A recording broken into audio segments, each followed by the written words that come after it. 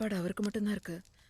நீ எங்கேயாச்சும் வெளியே போய் ஹோட்டல்ல சாப்பிடு. ஏம்மா பசின்றா அவன்கிட்ட போயிட்டு என் சாப்பாடு போடு, நான் அப்புறம் சாப்பிட்டுக்கிறேன். அதான் சொல்லிட்டார்ல, போத்தா அவர் சாப்பாடு போடு.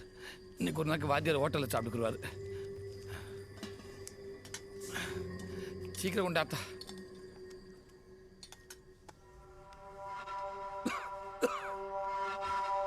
கொண்டாத்தா.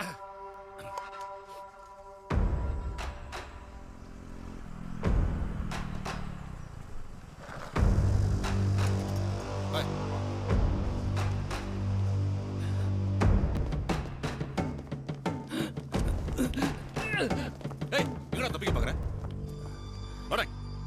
ஏய் பயப்படாத, பயப்படாடா.